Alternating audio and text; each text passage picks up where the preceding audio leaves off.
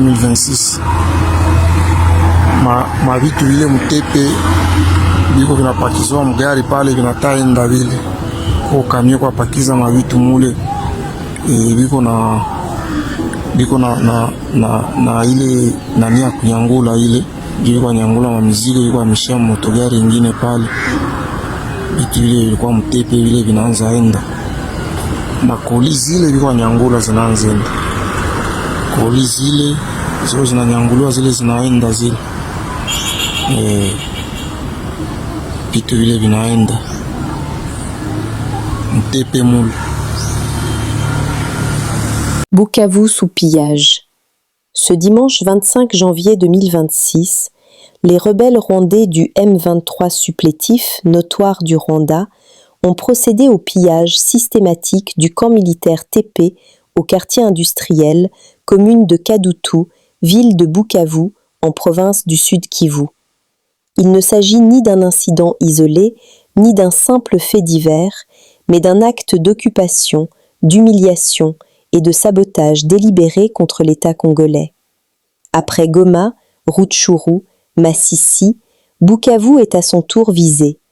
Chaque pillage, chaque avancée du M23/RDF confirme une chose. La RDC fait face à une agression étrangère organisée sous couvert de rébellion fabriquée. Le peuple congolais n'acceptera jamais l'occupation de son territoire. Le Sud Kivu n'est pas à vendre. Bukavu résistera. Stop agression rwandaise. Uvira. Nous avons vécu un mois en enfer avec les rebelles du M23. Voir aujourd'hui notre gouverneur, nos militaires FARDC et Wazalendo est un véritable soulagement. La joie des habitants de la ville d'Uvira à l'arrivée du gouverneur Jean-Jacques Purusi.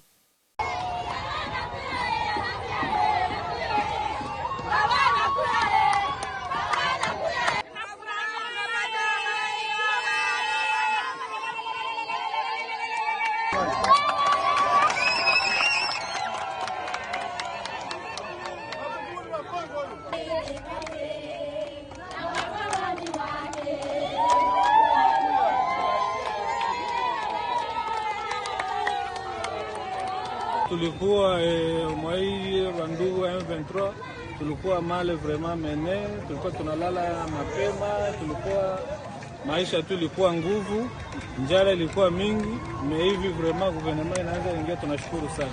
Furaha yangu tu tunaanza ikala, magharibi yote tuko nje, saa 12 tuko msoko, ndo furaha yangu sana. Naona maisha yetu ndo hii ya msoko ya kutafuta usiku.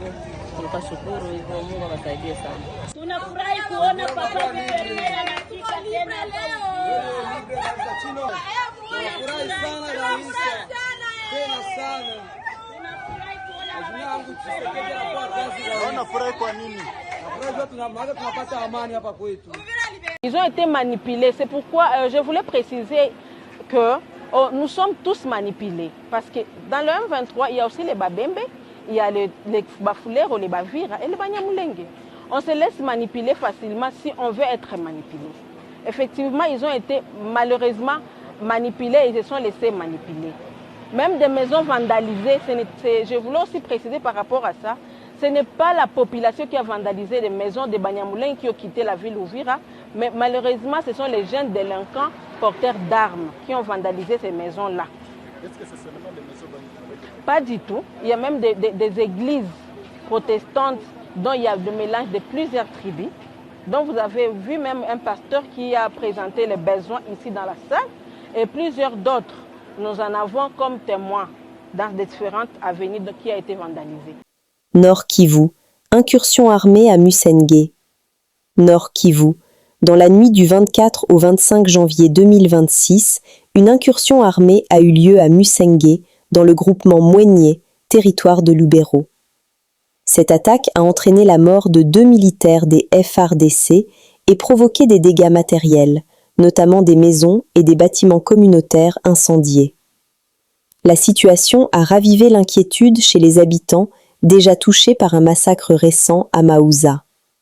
De nombreux déplacés rencontrés le long des axes routiers estiment que l'insécurité persistante est liée à la présence de groupes armés entre Boutoué et Nziapanda.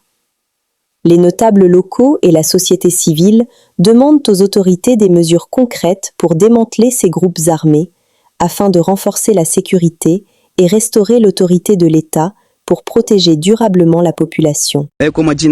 Majina ni Antoine Wasinja, mtoto wenu wa huku mgrupema ya Mwenye hapa Msenge. Tunakuona kunako mji wa Msenge ambako adui aliweza kuua watu. Sijui unakuwa na neno gani ya kupatia government na wakaaji ambao wanakusikiliza kwa wakati kama na huu? Nahuzunika sana kwa kweli. Hapa tuko kwenye soko. Ndio nafasi ambapo tumeona majeraha, wameunguza hata radio, wameunguza mamule kidogo, makahala yetu ya soko na madepo. Ilikuwa nafasi ya uchumi, nafasi ambayo natupatia espoir sisi kama wakaaji wa hapa. Ndio. Lakini muda ambao tunavamiwa na waasi wa IDF, hatuna mengi ya kusema. Tumepoteza, hata jeshi limewapoteza watu. Ila tunaomba viongozi waendelee kutupigania, wakamilishe kiongozi wa serikali hapa, ili kwa siku zijazo tuweze tena kupata matumaini ya kwamba tunaweza tukaishi kwetu tukiwa na amani, na tukiwa tunaweza tena kuwa na uchumi wetu ambao utatusaidia kwa siku za kesho. Lakini magumu yametupata. Tunawaomba wakazi wote tushikamane, tuungane sana, tuwe nyuma ya serikali ya Kongo, tushikamane na tuwe tayari tukimwona mtu ndiye ambaye sio mtu sawa, tuwe tayari kumtoa kwenye viongozi wa serikali waweze kurudisha utaratibu hapa kwetu.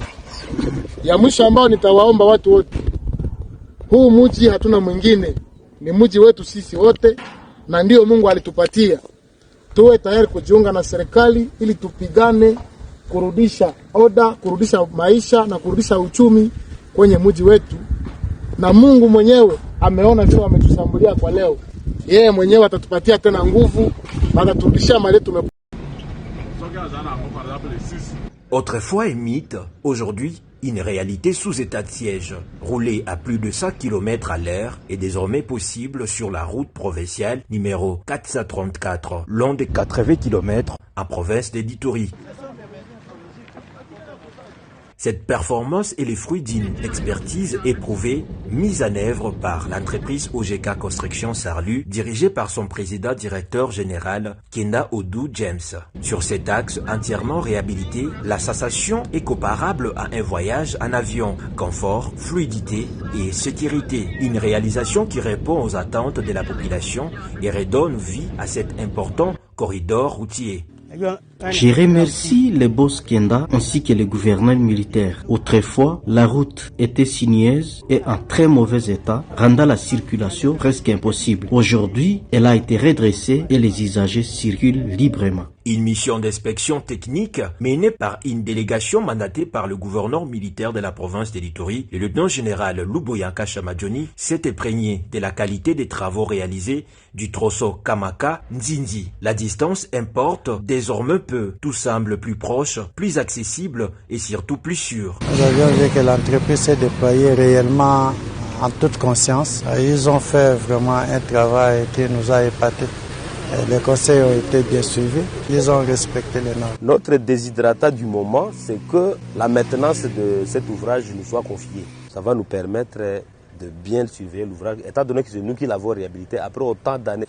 Si quelque chose est bien fait et quelque chose qui a été promis et réalisé, pourquoi pas accepter? Ceux-là qui pensent qu'on n'a rien fait, à moins qu'ils sont des aveugles. Cette dynamique s'inscrit dans la vision du président de la République, Félix-Antoine Tshisekedi Tshilombo, qui place les infrastructures au cœur du redressement national. À Ituri, sous état de siège, les routes deviennent de symboles de stabilité et de développement. Nous sommes heureux d'avoir été conviés à ce forum économique mondial ici à Davos, en Suisse. C'est la première fois que personnellement nous avons été invités comme ministre du Commerce pour accompagner le président de la République à venir faire parler de la RDC. Vous savez, ce que j'ai toujours dit et ce que j'ai vu à Davos donne un signal fort de ce que le président est en train de faire. C'est une rupture doctrinale en fait de cette diplomatie de sollicitation vers une diplomatie d'influence et de partenariat. C'est-à-dire le monde de demain n'appartient pas à ceux qui ne planifient pas. si vous ne réfléchissez pas sur l'avenir, eh bien personne ne va le faire.